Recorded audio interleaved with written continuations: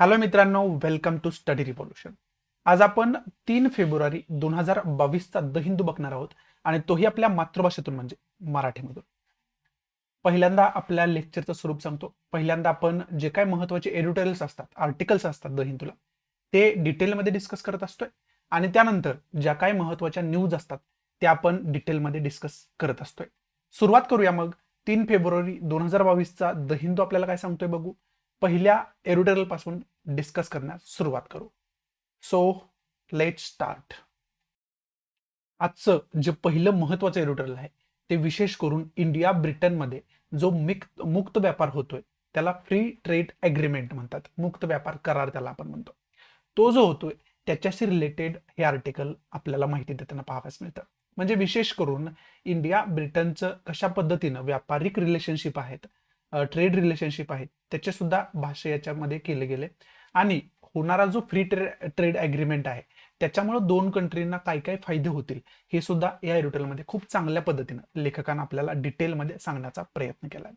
मग आपण line to line discuss करण्याचा प्रयत्न करूया की ब्रिटन आणि इंडियामध्ये जर free trade agreement totally successful झाला तर त्याचे फायदे काय असतील, येणाऱ्या भविष्यामध्ये त्याचा जर युरोमध्ये विचार केला तर आपल्याला काय फायदा होईल हे सर्व याच्यामध्ये सांगण्याचा प्रयत्न केला. ते लाईन टू लाईन डिस्कस करू. परंतु त्याच्या अगोदर आपल्याला ब्रिटनचं म्हणजे युनायटेड किंगडमचं लोकेशन इंडियापासून कशा पद्धतीचं आहे ते आपल्याला बघणं गरजेचं आहे. मग ते आपण गुगल मॅपच्या माध्यमातून बघण्याचा प्रयत्न करू. पहिल्यांदा इथं आपण वर्ल्ड मॅप बघू शकतोय. वर्ल्ड मॅपमध्ये इंडियाचं लोकेशन या ठिकाणी पाहाव्यास मिळते. जर कर्सर दिसत असेल तर, आणि इंडियापासून युरोपियन कंट्रीजमध्ये आपण गेलो तर इथं युनायटेड किंगडमचं लोकेशन आपल्याला या ठिकाणी पाहाव्यास मिळते. आणि जर झूम इन करून बघितलं युनायटेड किंगडमचं लोकेशन तर चांगल्या पद्धतीनं खऱ्या अर्थानं आपण बघू शकतो. इथं नॉर्थ सी आहे, इथं फरोe आयलँड आहे. त्यानंतर बाकी शेजारील कंट्रींचा विचार केला तर त्याच्यामध्ये इकडं आयर्लंड आहे, इथं युनायटेड किंगडमच्या शेजारील कंट्री म्हणून ओळखले जाते. त्याचबरोबर इकडं नेदरलँड आहे, बेल्जियम आहे, फ्रान्स आहे, इकडं पोर्तुगालचा एरिया आपल्याला पाहाव्यास मिळतोय, स्पेनचा एरिया या ठिकाणी पाहाव्यास मिळतो आपल्याला. इकडं डेन्मार्कचा एरिया आहे, नॉर्वेचा एरिया आहे, स्वीडनचा एरिया आहे. अशा प्रकारे विशेष करून युनायटेड किंगडमचं या ठिकाणी लोकेशन असलेलं आपण वर्ल्ड मॅपवरती बघू शकतोय. आणि इथून इंडियाचं लोकेशन या ठिकाणी ऑलरेडी तुम्हाला दाखवलेलं आहे. मग आता लोकेशन आपण बघण्याचा प्रयत्न केला. आता लाईन टू लाईन आपल्याला एडिटोरियलमध्ये काय सांगितलंय ते आपण बघूयात. हे जे एडिटोरियल आहे या एडिटोरियलचा केंद्रबिंदू काय तर फ्री ट्रेड अग्रीमेंट हा या एडिटोरियलचा केंद्रबिंदू आहे. फ्री ट्रेड अग्रीमेंट कोणत्या दोन कंट्रीमध्ये तर इंडिया आणि ब्रिटन या दोन कंट्रीमध्ये जो फ्री ट्रेड अग्रीमेंट विषयी बातचीत चालू आहे, जो सक्सेसफुल होण्याच्या मार्गावर आहे, त्यावरती हे बोलणार भाष्य करणार आर्टिकल आहे. मग त्याच्यामध्ये पहिल्यांदाच काय सांगितलंय की जर फ्री ट्रेड अग्रीमेंट झाला तर दोन्ही कंट्रींचा जो विकास आहे त्याच्यामध्ये ड्रास्टिक चेंज झालेला आपल्याला पाहावयास मिळेल. अर्थव्यवस्थेला दोन्ही कंट्रींचा खूप चांगल्या पद्धतीचा फायदा झालेला आपल्याला पाहावयास मिळेल. त्याचबरोबर दोन्ही कंट्रींचे जे रिलेशनशिप आहेत, जे संबंध आहेत ते वेगळ्या लेवलला सुधारतील. म्हणजे आता जर बघितलं आपण तर ब्रिटन सोबतचे आपले जे रिलेशन आहे ते खूप चांगल्या पद्धतीचे आहेत. परंतु जर फ्री ट्रेड अग्रीमेंट वरती चांगल्या पद्धतीने आपण काम केलं तर ते रिलेशन आणखी एका नवीन उंचीवर जातील, असं या एडिटोरियलमध्ये सांगण्याचा प्रयत्न केला. त्याचबरोबर जर 2030 पर्यंतचा विचार केला तर जवळजवळ 23 युरो बिलियनचा आपल्याला खरं तर फायदा होऊ शकतो. दोन्ही कंट्रींना इकॉनॉमीमध्ये, जीडीपी मध्ये त्यांच्या एवढी भर पडू शकते, अर्थशास्त्रामध्ये, अर्थव्यवस्थेमध्ये त्यांची एवढी भर पडू शकते, असं इथे सांगण्याचा त्यांनी प्रयत्न केला. त्याचबरोबर फ्री ट्रेड अग्रीमेंट विषयीची दोन्ही साईडचे जे संबंधित मिनिस्टर्स आहेत ते मिनिस्टर सुद्धा याच्या संदर्भात बोलणी करताना अनेक वेळा आपल्याला पाहाव्यास मिळतात. Rapid state to reduce the barriers to trade and to complete the ground work, म्हणजे ग्राउंड वर्क कम्प्लीट करण्यासाठी दोन्हीकडचे जे ऑफिशियल्स आहेत संबंधित ते कार्य करताना आपल्याला पाहाव्यास मिळतात. त्याचबरोबर जे बिगिनिंग आहे ते बिगिनिंग विषयी इथं बोललं गेलंय. Unlocking the exports British appeals of India and enabling the greater number of Indian fisheries to export shrimp. Shrimp म्हणजे माशाचा एक प्रकार आहे, त्याला मराठीमध्ये आपण कोळंबी म्हणतो. मग विशेष करून इथं काय सांगितलं, जर फ्री ट्रेड अग्रीमेंट झाला दोन्ही कंट्रीमध्ये फ्री ट्रेड अग्रीमेंट होणं म्हणजे काय होणं, जे आयात निर्यातीवरचे निर्बंध आहेत किंवा इन्व्हेस्टमेंटचे निर्बंध आहेत एकमेकांच्या कंट्रीमध्ये जे इन्व्हेस्टमेंट करतात या दोन कंट्री, त्याच्यावरचे जे निर्बंध आहेत ते कमी केले जातील, ते जे बॅरियर्स आहेत, ते जे अडथळे आहेत, ते अडथळे कमी केले जातील, टॅक्समध्ये सवलत दिली जाईल. अशा प्रकारे त्यांना एकमेकांच्या दोन्ही कंट्री काय करेल तर एकमेकांच्या कंट्रीमध्ये इन्व्हेस्ट करण्यासाठी प्रोत्साहन देण्याचं कार्य करेल. त्याचबरोबर दोन्ही कंट्रीमध्ये जो व्यापार चालतो त्याच्यामध्ये जे काही टॅक्सचे अडथळे आहेत, आयात निर्यातीचे काय नवीन नियमांचे अडथळे आहेत, ते नियम शिथिल करून कशा पद्धतीने आपण मुक्त आयात निर्यात करू शकतो, मुक्त व्यापार दोन्ही कंट्रीमध्ये करू शकतो, याच्यावरती दोन्ही कंट्री या फ्री ट्रेड अग्रीमेंटमध्ये कार्य करताना आपल्याला पाहाव्यास मिळतील. मग याचा फायदा खरं तर कशा पद्धतीने होईल तर ज्या ब्रिटनच्या कंपनीज आहेत, ज्या खरं तर भारतामध्ये इन्व्हेस्ट करतायत, भारतामध्ये स्थापन झालेल्या आहेत, त्या कंपन्यांना त्याचा फायदा होईल. म्हणजेच इनडायरेक्टली कोणाला फायदा होईल तर ब्रिटिश अर्थव्यवस्थेला फायदा होईल. तशाच पद्धतीनं काही इंडियन कंपन्या सुद्धा आहेत की ज्या ब्रिटिश सारख्या देशांमध्ये, ब्रिटन सारख्या देशांमध्ये इन्व्हेस्ट करू इच्छित आहेत आणि अनेक ठिकाणी केलेलं सुद्धा आहे आणि स्थापन करू इच्छित आहेत त्यांची एखादी ब्रँच त्या कंट्रीमध्ये. परंतु त्यांनी जर ते स्थापन करायचं झालं तर अनेक टॅक्सचे अडथळे आहेत, अनेक वेगवेगळ्या नियमांचे अडथळे आहेत. मग जर हा ट्रेड अग्रीमेंट जो आहे, फ्री ट्रेड अग्रीमेंट, तो जर यशस्वी होत असेल तर त्याच्या अंतर्गत काय होईल तर त्या कंपनीज ज्या आहेत त्या सहजरित्या तिथं आपली जी ब्रँच आहे ती उघडू शकतायत, सहजरित्या त्या देशामध्ये इन्व्हेस्टमेंट करू शकतायत. म्हणजे फ्री ट्रेड अग्रीमेंटचा हा एक खूप महत्वाचा फायदा आपल्याला पाहावास मिळतो आणि त्याचा परिणाम काय होईल तर अर्थव्यवस्थेला दोन्ही कंट्रींच्या खूप चांगल्या पद्धतीनं चालना मिळताना आपल्याला पाहाव्यास मिळेल. मग त्याचबरोबर बिझनेस इन बोथ नेशन्स, दोन्ही कंट्रीमधले आत्ताची सिच्युएशन बघितली तर आत्ताची सिच्युएशन जरी बघितली तर आता ब्रिकलेज आहे, जेसीबी प्रोडक्शन्स आहे, या ज्या ब्रिटन बेस्ड कंपनीज आहेत त्या आता सुद्धा भारतामध्ये त्यांचं अनेक ठिकाणी प्रोडक्शन होताना आपल्याला पाहाव्यास मिळतं. मग त्याला आणखी जास्त चालना या फ्री ट्रेड अग्रीमेंटमुळे मिळताना आपल्याला पाहाव्यास मिळेल. त्याचबरोबर भारतामधले जे नवीन स्टार्टअप्स आहेत आपल्या देशामधले, ते नवीन स्टार्टअप सुद्धा युरोपियन कंट्री, युनायटेड किंगडम सारख्या महत्वाच्या युरोपियन कंट्रीमध्ये जाऊन इन्व्हेस्टमेंट करू शकतात, तिथं आपला व्यापार वाढवू शकतात आणि त्याचा भारताला खूप मोठ्या प्रमाणात फायदा होईल. आणि विशेष करून आपण आत्मनिर्भर भारत वारंवार बोलत असतो. आत्मनिर्भर भारत म्हणजे काय तर भारताला स्वावलंबी करायचं, म्हणजेच काय आपल्याला ज्या वस्तू लागतात त्या आपल्याला प्रोडक्शन करायचे आहेत, त्याचबरोबर इतर कंट्रीना सुद्धा आपण निर्यात कशा पद्धतीने जास्त करू शकतो याच्यावरती आपल्याला फोकस करायचा आहे. त्यालाच आपण आत्मनिर्भर भारत म्हणतो. मग जर या संकल्पनेला जास्त मजबूती द्यायची असेल, आपल्याला याच्यामध्ये जास्त आपल्याला यशस्वी व्हायचं असेल तर आपल्याला या अग्रीमेंटचा खूप चांगल्या पद्धतीने फायदा होईल असं सुद्धा याच्यामध्ये सांगितलेलं आपल्याला पाहाव्यास मिळतं. आता जसं की मी तुम्हाला सांगितलं, जशी युकेची इंडियामध्ये चांगल्या पद्धतीची इन्व्हेस्टमेंट आहे, तशीच इंडिया सुद्धा, इंडियन अनेक कंपन्या सुद्धा आहेत त्या सुद्धा युके मध्ये इन्व्हेस्टमेंट करत आहेत आणि केलेलं आहे त्यांनी. मग त्याच्यामध्ये फिनटेक सेक्टर घ्या, इलेक्ट्रिक व्हेकल सेक्टर घ्या, बॅटरी सेक्टर घ्या, या अशा प्रकारच्या सेक्टर्स आहेत त्यांनी ऑलरेडी युके मध्ये इन्व्हेस्टमेंट केलेली आहे. मग या फ्री ट्रेड अग्रीमेंटमुळे यांना सुद्धा खूप मोठ्या पद्धतीची चालना मिळेल तिथं मुक्त व्यापार करण्याची, हे सांगण्याचा या ठिकाणी प्रयत्न केलाय. त्याचबरोबर आता ब्रिटन ही कंट्री जर आपला इतिहास बघितला तर ब्रिटन पिरियड, ब्रिटिशांचा हिस्ट्री बघितली तर ब्रिटिश सोबतचं जे आपलं इतिहास बघितला तर तो खूप संघर्षाचा राहिलेला आहे. कारण त्यांनी ब्रिटिश गव्हर्नमेंटच्या थ्रू आपल्यावरती राज्य करण्याचा प्रयत्न केला, कोलोनियल गव्हर्नमेंटच्या थ्रू, वसाहतवादाच्या थ्रू. म्हणून आतापर्यंत जर बघितलं तर तशा पद्धतीचे फ्री संबंध आपले झालेले नाहीत, कारण इतिहास आपला जो आहे तो खूप कडवट असलेला आपल्याला पाहाव्यास मिळतो. परंतु अशा प्रकारच्या फ्री ट्रेड अग्रीमेंटमुळे किंवा अशा प्रकारच्या करारांमुळे इतिहासामध्ये, भूतकाळामध्ये जे काही वाईट घटना घडल्या त्या विसरून आपल्याला एक नवीन संबंध डेव्हलप करणं, नवीन दोन देशांची प्रगती करणं, हे आपल्याला शक्य होऊ शकते. नवीन त्याला एक चालना मिळू शकते फ्री ट्रेडमुळे. असं याच्यामध्ये एक वेगळा पॉईंट सांगण्याचा प्रयत्न केलाय. त्याचबरोबर जसे युके सोबत आपण फ्री ट्रेड अग्रीमेंटचा विचार करतोय, तशाच पद्धतीनं आणखी कोणकोणत्या असल्या डेमोक्रेटीज आहेत, अशा डेमोक्रेटिक कंट्रीज आहेत, त्यांना सुद्धा आपण प्रोत्साहित करतोय की फ्री ट्रेड अग्रीमेंट करण्यासाठी. म्हणजे फक्त ब्रिटन सोबतच नाहीत, युनायटेड किंगडम सोबतच नाहीत, तर इतर कंट्रींसोबत सुद्धा आपण फ्री ट्रेड अग्रीमेंटसाठी प्रयत्न करतोय.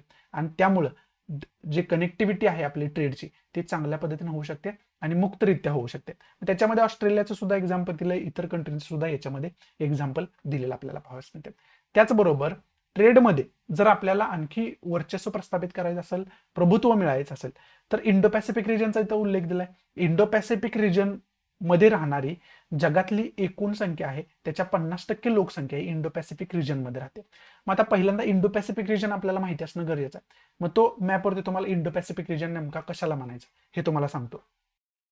इथं आपण वर्ल्ड मॅप बघू शकतोय. मग इंडियन ओशन या ठिकाणी असलेला आपल्याला पाहावयास मिळतोय, कर्सर जर तुम्हाला दिसत असेल. आणि पॅसिफिक ओशन जो आहे तो हा पॅसिफिक ओशन असलेला आपल्याला पाहावयास मिळतोय, साऊथ पॅसिफिक आणि नॉर्थ पॅसिफिक. या दोघांच्या कॉमन एरियाला म्हणजे एकंदरीत या एरियाला कर्सर मी स्क्वेअर करून दाखवतो. या एरिया हा जो एरिया आहे इंडो पॅसिफिकचा एरिया हा एरिया मानला जातो. म्हणजे पॅसिफिक रिजन, पॅसिफिक समुद्र आणि हिंदी महासागर या दोघांचा मिळून इंडो पॅसिफिक रिजन बनलेला आहे. याच इंडो पॅसिफिक रिजन विषयी तिथं बोलले गेले. आणि विशेष करून इंडो पॅसिफिक मी चुकून म्हणलो, पॅसिफिक जो एरिया आहे त्या पॅसिफिक एरियामध्ये जवळजवळ जगातली 50% लोकसंख्या राहते असं इथं सांगितलं. हा इंडो पॅसिफिक रिजन आहे. हा फक्त रिजन लक्षात ठेवण्याचा प्रयत्न करा, समजावून घेण्याचा प्रयत्न करा. अनेक कारणांनी इंडो पॅसिफिक रिजन जास्त न्यूजमध्ये असतो. जशा पद्धतीने साऊथ चायना रिजन जो इथला दिसतोय तुम्हाला, हा साऊथ चायना सीचा रिजन जो आहे तो जास्त न्यूजमध्ये असतो. तशाच पद्धतीनं इंडो पॅसिफिक रिजनचा एरिया सुद्धा जास्त न्यूजमध्ये असतो. त्यामुळं हा एरिया जो आहे तो तुम्हाला चांगल्या पद्धतीनं माहिती असणं कुठेतरी गरजेचं आहे. मग आता हा फ्री ट्रेड ॲग्रीमेंट वेगवेगळ्या कंट्री सोबत आपलं झालं, युके सोबत झालं, तर काय होईल, तर आपल्या ऑब्वियस आहे जीडीपी मध्ये ग्रॉस डोमेस्टिक प्रोडक्ट ज्याला आपण म्हणतो त्याच्यामध्ये भर पडेल, अर्थव्यवस्था स्ट्रॉंग होईल. त्याचबरोबर जे जागतिक कॉम्पिटिशन चालू आहे, जे जागतिक स्पर्धा व्यापाराची चालू आहे, त्या स्पर्धेमध्ये जर आपल्याला मजबूत राहायचं असेल तर या काळामध्ये फ्री ट्रेड ॲग्रीमेंट सारख्या ॲग्रीमेंटची आपल्याला गरज आहे. मुक्त व्यापार करारासारख्या करारांची आपल्याला गरज आहे. हे आपण लक्षात घेणं कुठंतरी गरजेचं आहे असं सुद्धा या ठिकाणी सांगितलंय. मग त्याचबरोबर जे व्यापाराचं क्षेत्र आहे त्याच्यामध्ये जर इझियर आपल्याला होत असेल, सहजरित्या ते करायचं असेल, तर अशा प्रकारच्या ॲग्रीमेंटची आपल्याला अत्यंत गरज आहे असं या एरोटेलमध्ये सांगण्याचा प्रयत्न केलाय. आणि फ्रॉम पास्टमध्ये त्याने सांगितलं की पास्टमध्ये ज्या काही कडवट घटना होत्या त्या विसरून आपल्याला एक नवी वाटचाल करण्यासाठी हा ॲग्रीमेंट खूप महत्वाचा आहे असं याच्यामध्ये सांगण्याचा प्रयत्न केलाय. विशेष करून हे जे आर्टिकल आहे ते अलेक्स एलिस यांनी लिहिले. ते ब्रिटिश हाय कमिशनर आहेत इंडियासाठी आणि त्यांनी दोघांच्या फ्री ट्रेड ॲग्रीमेंट विषयी या ठिकाणी हे एडिटोरियल लिहिले. त्यामुळे पर्सनॅलिटी सुद्धा जी आहे ती खूप महत्वाची मानली जाते. त्यामुळे सुद्धा एडिटोरियल जे आहे ते खूप महत्वाचं आपण आजचं हे एडिटोरियल म्हणू शकतो. मग याच्यातून की पॉईंट काय काय घ्यायचे आहेत. पहिला तर की पॉईंट आपल्याला घ्यायचा आहे, इंटरनॅशनल रिलेशनच्या दृष्टीतून इंडियाचे आणि युकेचे रिलेशनशिप कशा पद्धतीचं आहे याची डिटेल इन्फॉर्मेशन आपल्याला असणं कुठेतरी गरजेचं आहे, जे की आपल्याला मला वाटतं जीएस सेकंडच्या दृष्टीतून महत्वाचं आहे इंटरनॅशनल रिलेशन. दुसरा की पॉईंट आपण घेऊ शकतो, वेगवेगळ्या कन्सेप्ट इथं आलेल्या आपल्याला पाहावयास मिळतात. वेगवेगळ्या म्हणण्यापेक्षा महत्वाचे कन्सेप्ट पहिल्यांदा अभ्यासून करून ठेवायला पाहिजे. Free trade agreement FTA, free trade agreement काय असतो त्याची एक छोटीशी इन्फॉर्मेशन आपण काढून ठेवायला पाहिजे, सखोल त्याचा अभ्यास करून ठेवायला पाहिजे. आणि तिसरं वेगवेगळ्या कन्सेप्ट मग त्याच्यामध्ये आले. मग त्याच्यामध्ये वेगवेगळ्या कन्सेप्ट म्हणजे काय, जीडीपीची कन्सेप्ट इथं आली. मग ती ग्रॉस डोमेस्टिक प्रोडक्टची कन्सेप्ट काय हे आपल्या चॅनलवरती सुद्धा मी ऑलरेडी अपलोड करून ठेवलं. जीडीपी नेमकं कशाला म्हणायचं ते लेक्चर तुम्ही बघितलं नसेल तर ते लेक्चर बघून घ्या. थोडक्यात 5 ते 6 मिनिटांमध्ये मी जीडीपीची कन्सेप्ट तुम्हाला सांगण्याचा प्रयत्न केलाय. आणि त्याचबरोबर जो दुसरी कन्सेप्ट आहे जीडीपीची ती सुद्धा त्याच्यामध्ये सांगण्याचा प्रयत्न केला. त्यामुळे ती सुद्धा तुम्ही म्हणजे ते ओव्हरऑल लेक्चर टोटल बघून घ्या तुम्ही, म्हणजे जेणेकरून तुम्हाला ही कन्सेप्ट क्लिअर होण्यास मदत होईल. नसेल बघणं होत तर तुमच्या पद्धतीनं जशी इन्फॉर्मेशन याची काढता येते तशी काढा. ही फक्त क्लिअर या ज्या महत्वाच्या कन्सेप्ट आहेत त्या तुमच्या क्लिअर असणं गरजेचं आहे, माहिती असणं गरजेचं आहे. हे 3 की पॉईंट खऱ्या अर्थानं आपण घेऊ शकतो. आणि बाकी चौथा जर की पॉईंट घ्यायचा झाला आपल्याला तर जॉग्राफीच्या दृष्टीतून युकेचं लोकेशन कशा पद्धतीचं आहे इंडियापासून, ऑस्ट्रेलियाचा इथं उल्लेख आलाय, मग ऑस्ट्रेलियाचं लोकेशन इंडियापासून कशा पद्धतीचं आहे. त्याचबरोबर इंडो पॅसिफिक रिजनचा इथं उल्लेख आलाय. मग इंडो पॅसिफिकचा रिजन नेमका काय आहे त्याची इन्फॉर्मेशन काय आहे तो रिजन मॅपच्या दृष्टीतून आपण व्यवस्थितरित्या बघून ठेवणं अत्यंत गरजेचं असतं. जॉग्राफीच्या दृष्टीतून ते महत्वाचं होऊन बसतं, म्हणजेच जीएस फर्स्टच्या दृष्टीतून ते महत्वाचं होऊन बसतं. एवढंच महत्वाचं एरोटेरियलमध्ये. पुढचं महत्वाचं एरोटेरियल कोणतं आहे बघूयात आपण. पुढचं जे हे एरोटेरियल आहे ते विशेष करून म्हणजे पॉलिटिक्सवरती आधारित. आता 5 राज्यांमध्ये पॉलिटिक्स म्हणजे निवडणुका चालू आहे. त्याच्यामध्ये उत्तर प्रदेश ही एक मोठी कॉन्स्टिट्युन्सी मानली जाते. ते एक मोठं इलेक्शनचं क्षेत्र मानलं जाते. त्याच्या मग पॉलिटिक्सवरती याच्यामध्ये बोलले गेले. ही टोटली पॉलिटिक्स वरती आधारित राजकीय दृष्ट्या लिहिलं गेलेलं एडिटोरियल आहे, त्यामुळे हे डिटेल बघण्याची आपल्याला काही गरज नाही. परंतु इकॉनॉमीमध्ये जे काय हार्डशिप चाललंय, क्रोनिक अनएम्प्लॉयमेंट चाललंय, म्हणजे बेरोजगारी चालली आहे, त्याचबरोबर शेतकऱ्यांमध्ये जो काय असंतोष आहे तो चाललेला आहे, याच्यावरती फोकस न करता पॉलिटिक्समध्ये दुसऱ्याच आयडियोलॉजीवरती खरं तर पॉलिटिक्स केलं जाते, राजकारण केलं जाते, असं सांगणार हे एडिटोरियल असले आपल्याला पाहावंच मिळतं. मग इकॉनॉमिक हार्डशिपचे पॉईंट काय काय आहेत, म्हणजे अर्थव्यवस्था जी आपली आहे ती कोणकोणत्या क्षेत्रामध्ये धोक्यामध्ये, ते आपण बघून ठेवणं गरजेचं असतं. अनएम्प्लॉयमेंट म्हणजे बेरोजगारी काय आहे, नेमकं त्याची कन्सेप्ट काय आहे, ही डिटेलमध्ये त्याच्याच रिलेटेड आकडेवारी कोणती असेल ऑफिशियल, तर ती आकडेवारी सुद्धा आपण बघून ठेवणं अत्यंत गरजेचं असतं. आणि फार्मशी रिलेटेड सुद्धा आपण डिटेल इन्फॉर्मेशन काढून ठेवणं अत्यंत गरजेचं होऊन बसतं. आता शेतकऱ्यांचं आंदोलन होतं, त्याच्या अनुषंगानं फार्म ऍक्ट काय होता, तो रद्द का केला गेला, याची सर्व इन्फॉर्मेशन आपल्याला असणं अत्यंत गरजेचं होऊन बसतं. पुढचं जे एडिटोरियल आहे ते वेगवेगळ्या स्टेट्समध्ये राज्यपाल आणि इलेक्टेड गव्हर्नमेंट, निवडून आलेले सरकार, यांच्यामधला जो वाद आहे, यांच्यामधला जो संघर्ष, वाढता संघर्ष आहे, त्याच्यावरती भाष्य करणारं एडिटोरियल आहे. ते विशेष करून कोणकोणत्या राज्यांविषयी बोलतं, तामिळनाडू या राज्याविषयी बोलतं, महाराष्ट्र या राज्याविषयी बोलतं, त्याचबरोबर वेस्ट बेंगॉल म्हणजे पश्चिम बंगाल या राज्याविषयी बोलतं. म्हणजे 3 राज्य खरं तर या एडिटोरियलमध्ये कोट केलेले आहेत. मग विशेष करून वेस्ट बेंगॉलमध्ये ममता बॅनर्जी चीफ मिनिस्टर आहेत, त्यांच्यामध्ये आणि तिथले जे राज्यपाल आहेत जगदीप धनकर यांच्यामधला जो संघर्ष आहे तो आपल्याला पाहावयास मिळाला. त्याचा परिणाम असा झाला की त्या चीफ मिनिस्टर आहेत ममता बॅनर्जी, त्यांनी ट्विटरवरून ब्लॉक सुद्धा केलेला आपल्याला पाहावयास मिळालं. म्हणजे ट्विटरवरती त्यांचं जे क्लॅश आहे ते आपल्याला पाहावयास मिळालं, जे की खूपच विचार करायला लावणारी गोष्ट असलेली आपल्याला पाहावयास मिळते. तमिळनाडूमध्ये जी युनिव्हर्सिटी आहे, युनिव्हर्सिटीचा काय तर त्यांचा वाद आहे, त्याच्यावरून मग राज्यपाल आणि इलेक्टेड गव्हर्नमेंट यांच्यामध्ये आपल्याला वाद पाहावयास मिळाला. महाराष्ट्रामध्ये अनेक कारणांवरून भगतसिंग कोश्यारी जे आहेत राज्यपाल, त्यांच्यामध्ये आणि महाविकास आघाडीचे सरकार आहे, इलेक्टेड गव्हर्नमेंट आहे, निवडून आलेले सरकार आहे, त्यांच्यामध्ये वारंवार क्लॅश असलेला आपल्याला पाहावयास मिळतो. म्हणजे हे कोणत्या मुद्द्यांवरून क्लॅश आहे हे महत्वाचं नाही, परंतु जर सेंटरमध्ये वेगळं स्टेट आहे आणि सेंटरमध्ये वेगळं सरकार आहे आणि स्टेट गव्हर्नमेंटमध्ये वेगळं गव्हर्नमेंट आहे, वेगळं सरकार आहे, मग हे जे राज्यपाल आहेत ते सेंट्रल गव्हर्नमेंटचे एजंट म्हणून तर कार्य करत नाहीत ना, अशा प्रकारचा प्रश्न सुद्धा अनेक समाज माध्यमातून उचललेला आपल्याला पाहावयास मिळतो. राज्यपाल ही कॉन्स्टिट्युशनल बॉडी आहे, राज्यपाल हे कॉन्स्टिट्युशनल पद आहे, त्यामुळे तशा पद्धतीनं राज्यपालांनी बिहेवियर करायला पाहिजे. त्यांनी सेंट्रल गव्हर्नमेंटचा एजंट असल्यासारखं बिहेवियर करायला नाही पाहिजे, असं डायरेक्ट या आर्टिकलमध्ये नमूद केलेलं आपल्याला पाहावयास मिळतं. परंतु या 3 राज्यांमध्ये जे राज्यपाल आहेत ते सेंट्रल गव्हर्नमेंटचा एजंट असल्यासारखं कार्य करताना आपल्याला पाहावयास मिळतात. कायम जे स्टेट गव्हर्नमेंट आहे, जे निवडून आलेलं आहे, त्या गव्हर्नमेंटच्या कारभारामध्ये कायम अडथळा निर्माण करण्याचं कार्य करतात. पण जर राज्यपाल या पदाचा विचार केला आपण, तर राज्यपाल हे खरं तर पद कशासाठी असतं, तर जे इलेक्टेड गव्हर्नमेंट आहे त्यांना मार्गदर्शन करण्यासाठी असतं, त्यांचं चांगल्या पद्धतीनं त्यांना दिशा दाखवण्यासाठी असतं असं मानलं जातं घटनेचा विचार आपण केला तर. परंतु टोटली विरुद्ध या 3 स्टेटमध्ये राज्यपाल, तिथले गव्हर्नर वागताना आपल्याला पाहावयास मिळतात. आणि त्याच्यावरती जे इलेक्टेड गव्हर्नमेंट आहे ते जे रिॲक्शन देते, ते जे रिॲक्ट करते, ते सुद्धा खूप चुकीचं आहे, ते सुद्धा खूप विचार करायला लावणार आहे. म्हणजे एकंदरीत दोघांमधला जो संघर्ष आहे तो आपल्याला विचार करायला लावणार आहे, असं या एडिटोरियलमध्ये सांगण्याचा खरं तर प्रयत्न केला. मग विशेष करून याच्यामधून फेडरलिझमचाच मुद्दा जास्त न्यूजमध्ये येतो, आपल्याला प्रकर्षाने जाणवतो. फेडरलिझम म्हणजे संघराज्यवाद. संघराज्यवाद आपल्याला काय सांगतोय, तर सर्व राज्यांनी मिळून आपला देश बनलेला आहे. मग त्या सर्वांना सोबत, सर्वांचा एक देश म्हणून आपण विचार करायला पाहिजे, देश म्हणून आपण विकास करायला पाहिजे, सगळ्यांना सामावून घेतलं पाहिजे. मग स्टेट गव्हर्नमेंटमध्ये वेगळं सरकार असलं तरी सुद्धा आपण एक देश आहोत असा विचार करायला पाहिजे. असंच एकंदरीत आपलं संघराज्यवाद जो आहे, ज्याला आपण फेडरलिझम म्हणतो, तो आपल्याला सांगतो जर घटनेमध्ये त्याचा आपण अभ्यास केला तर. त्यामुळं या एडिटोरियलच्या अंतर्गत तुम्ही फेडरलिझम ही जी कन्सेप्ट आहे, ती फेडरलिझमची कन्सेप्ट टोटल अभ्यास करून ठेवायला पाहिजे, त्याचा चांगल्या पद्धतीने अभ्यास करून ठेवायला पाहिजे, ती टोटलरित्या समजून घ्यायला पाहिजे.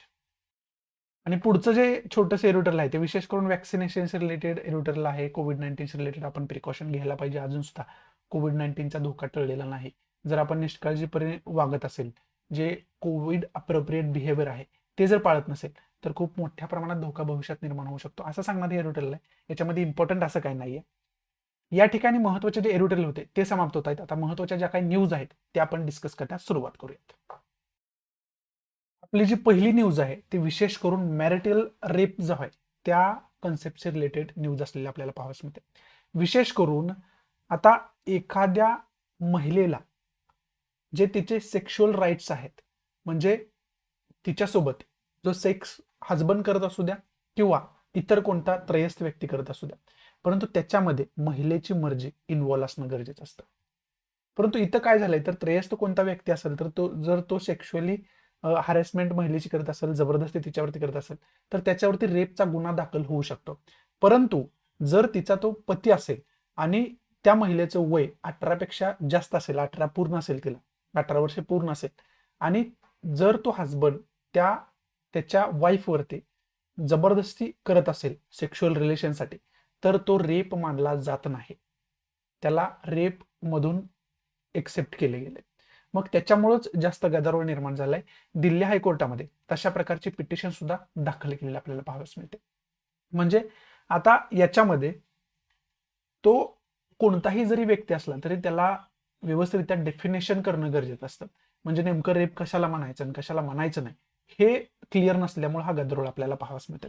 आणि त्याच्याशी संबंधित woman and child development minister ज्या युनियन मिनिस्टर आहेत स्मृती इराणी, यांनी हे सांगितलं आहे की कोणी जरी असेल तरी त्याचा कंडेम करायला पाहिजे, आपण निषेध करायला पाहिजे, असं त्यांच्या स्टेटमेंटमधून आलेलं आपल्याला पाहावयास मिळतं.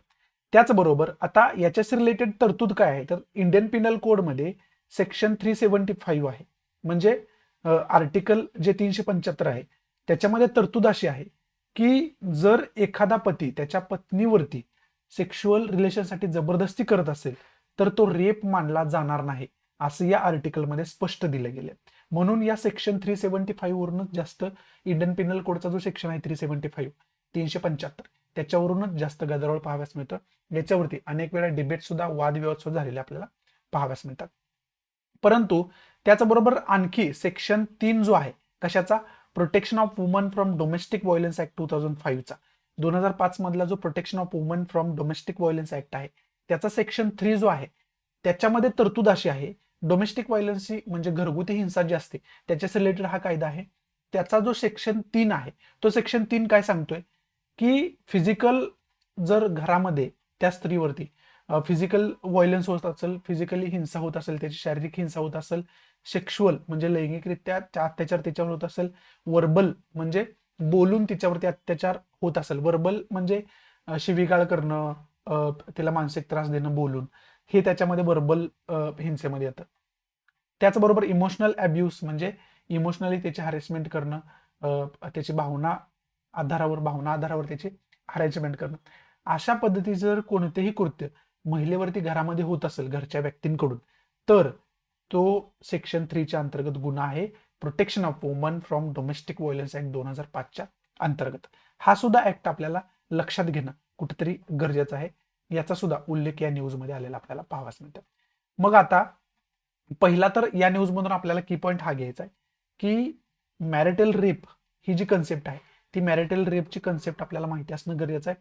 आणि त्याला अनुसरूनच जो इंडियन पिनल कोडचा जो सेक्शन आहे 375 हा जो सेक्शन आहे तो डिटेलमध्ये आपल्याला माहिती असणं गरजेचं आहे. या सेक्शनमध्ये काय तरतूद दिली ती तरतूद इथंच तुम्हाला मी सांगण्याचा प्रयत्न केला. त्याचबरोबर आणखी दुसरा की पॉईंट म्हणजे इथं protection of woman from domestic violence act 2005 चा उल्लेख आला. मग हा जो 2005 चा ऍक्ट आहे तो ऍक्ट आपल्याला काय सांगतो, याच्यामध्ये काय काय तरतुदी महत्वाच्या आहेत, या ऍक्टचा सुद्धा डिटेलमध्ये आपण अभ्यास करून ठेवायला पाहिजे. समजते तुम्हाला? त्या अनुषंगानं त्याला अनुसरून खरं तर ही न्यूज महत्वाची होती. बाकी या न्यूज मध्ये इम्पॉर्टंट असं काही नाहीये. पुढची न्यूज आहे ती मनरेगाशी रिलेटेड असलेली आपल्याला पाहावयास मिळते. त्याला आपण Mahatma Gandhi national rural employment guarantee act असं म्हणतो. शॉर्टमध्ये त्याला आपण मनरेगा म्हणतो. मनरेगा बजेटमुळे जास्त न्यूज मध्ये होता. आता बजेटमध्ये मनरेगासाठी जो निधी अलोकेट अगोदर केला होता त्याच्यामध्ये 25% कमतरता केली गेली. म्हणजे त्याला जो निधी अलॉट केला गेलाय त्याच्यामध्ये 25% रिडक्शन केले गेले, कमी केला गेलाय तो निधी. त्यामुळे मनरेगा जास्त न्यूजमध्ये. आता बजेट मांडल्यापासून रात्रीच मी एक नवीन लेक्चर अपलोड केले. बजेट विषयीची जी काय बेसिक इन्फॉर्मेशन आहे, बजेटची एकंदरीत एबीसीडी काय आहे ती त्या लेक्चरमध्ये डिटेलमध्ये तुम्हाला समजवण्याचा मी प्रयत्न केला. ते लेक्चर बघितलं नसेल तर बघून घ्या. बजेट म्हणजे नेमकं काय, त्याची तरतूद भारतीय राज्यघटनेमध्ये कुठं आहे, नेमकं बजेटला आपण भारतीय राज्यघटनेमध्ये बजेट म्हणतो का, बजेट शब्द कुठून आलेला आहे, बजेट पास होण्याची प्रक्रिया काय असते, बजेट प्रस्तुत कोण करत असतं, बनवत बजेट कोण असतंय, ती जबाबदारी कोणाची असते, ही सर्व इन्फॉर्मेशन तिथं देण्याचा प्रयत्न केला. त्याचबरोबर फॅक्च्युअल इन्फॉर्मेशन, बाकी पहिलं बजेट कोणी मांडलं, जगामध्ये पहिलं बजेट खरं तर कुणी पहिल्यांदा प्रेझेंट केलं, भारतामध्ये स्वतंत्र भारतामध्ये कुणी केलं, ही सर्व जी काही इन्फॉर्मेशन आहे ती सर्व इन्फॉर्मेशन त्याच्यामध्ये देण्याचा प्रयत्न केला. त्याच्याशी रिलेटेड ऍक्ट्स महत्वाचे कोणते आहेत, त्याच्याशी रिलेटेड कमिटीज महत्वाच्या कोणत्या आहेत बजेटच्या रिलेटेड, ते सर्व इन्फॉर्मेशन त्या लेक्चरमध्ये मी देण्याचा प्रयत्न केला. त्यामुळे ते लेक्चर जर तुम्ही बघितलं असाल तर ते लेक्चर टोटल बघून घ्या, जेणेकरून तुम्हाला बजेट विषयीची जी काही बेसिक इन्फॉर्मेशन आहे ती बेसिक इन्फॉर्मेशन मिळून जाईल. मग आता या न्यूजमध्ये काय सांगितलंय की मनरेगाशी रिलेटेड 3,358 कोटींचं जे पेमेंट आहे ते आणखी पेंडिंग आहे. म्हणजे मनरेगाच्या अंतर्गत लोकांना रोजगार मिळतो, परंतु ते रोजगाराचं जे पेमेंट आहे, त्यांचं जे वेजेस आहेत, रोजगार आहे, ते रोजगार त्यांना मिळाला नाही. आणि अशा प्रकारचे जवळजवळ एकूण 3,358 करोडची अमाऊंट ही अजून पेंडिंग आहे, अजून त्या लोकांपर्यंत पोहोचलेली नाही. हे सांगणारी खरं तर न्यूज आहे आणि खूप विचार करायला लावणारी न्यूज आहे. मग त्याच्यामध्ये पश्चिम बंगाल असेल, उत्तर प्रदेश असेल, राजस्थान असेल, या राज्यांमध्ये ही जी थकबाकी आहे, लोकांचा रोजगार मनरेगाच्या अंतर्गत थकवण्याची पद्धत आहे, ती या राज्यांमध्ये जास्त प्रमाणात आपल्याला पाहाव्यास मिळते. त्यामुळे या अनुषंगाने आपल्याला मनरेगा ही जी स्कीम आहे, हा ऍक्ट आहे, आता हा जो मनरेगा ऍक्ट आहे तो आपल्याला डिटेलमध्ये माहिती असणं गरजेचं आहे. या न्यूजमधून हा एकच की पॉईंट आपण घेऊ शकतो की मनरेगा विषयीची जी काही डिटेल इन्फॉर्मेशन आहे ते डिटेल इन्फॉर्मेशन आपण काढून ठेवणं अत्यंत गरजेचं होऊन बसतं. बाकी याच्यामध्ये इम्पॉर्टंट असं काही नाहीये. इथं खरं तर आपल्या ज्या काही महत्वाच्या न्यूज होत्या आणि महत्वाचे एडिटोरियल होते ते या ठिकाणी द हिंदूच्या समाप्त होत आहेत. जे काही महत्वाचं होतं ते मी तुमच्यासोबत डिस्कस करण्याचा प्रयत्न केला, तुम्हाला एक्सप्लेनेशन त्याचं देण्याचा प्रयत्न केला. आशा आहे की मी तुम्हाला चांगल्या पद्धतीनं ते समजावून सांगू शकलो असेल. बजेट आता जास्त न्यूजमध्ये बजेट विषयी ऑलरेडी लेक्चर मी बनवून ठेवलेलं आहे, ते रात्री पब्लिश केलं मी, खूप उशिरा पब्लिश झाले ते. त्यामुळं तुम्हाला त्याचे नोटिफिकेशन जर समजलं नसेल तर ते लेक्चर अवश्य बघून घ्या. जी काय बजेटची बेसिक इन्फॉर्मेशन आहे, घटनात्मक माहिती आहे त्याची, ती सर्व माहिती मी त्याच्यामध्ये देण्याचा प्रयत्न केला. पुढं काही कालावधीनंतर बजेटमधल्या आत्ताच्या बजेटमधल्या ज्या काही महत्वाच्या तरतुदी आहेत त्याच्यावरती सुद्धा लेक्चर मी बनवेनच, परंतु अगोदर तुम्हाला बजेटची बेसिक इन्फॉर्मेशन असणं गरजेचं आहे. बजेट नेमकं कशाला म्हणतात ते माहिती असणं गरजेचं आहे. सर्व काय त्याची इत्तंभूत माहिती असणं गरजेचं आहे, पायाभूत माहिती असणं गरजेचं आहे. त्यामुळे ते लेक्चर बघितलं नसाल तर ते लेक्चर तुम्ही अवश्य बघून घ्या. जर आवडत असेल तर प्लीज लाईक करा, नसेल तर डिसलाईक करा. डिसलाईक का केलं हे कमेंट बॉक्समध्ये नक्की सांगा, जेणेकरून तुमच्या इन्स्ट्रक्शननुसार त्याच्यामध्ये मी इम्प्रोव्हायझेशन करू शकेन. आणि प्लीज जास्तीत जास्त आपल्या मराठी विद्यार्थ्यांनी शेअर करा. तुम्ही शेअर केलं तरच मी त्यांच्यापर्यंत पोहोचू शकतोय. त्यामुळे माझी रिक्वेस्ट आहे की जास्तीत जास्त आपल्या मराठी विद्यार्थ्यांनी शेअर करा, जेणेकरून सर्वांना याचा फायदा होऊ शकेल. सो या नोटवरती मी तुमच्या आजच्यापुरती रजा घेतो. भेटू आपण उद्याच्या द हिंदूच्या लेक्चरमध्ये. तोपर्यंत thanks for watching. Good bye, take care, जय हिंद.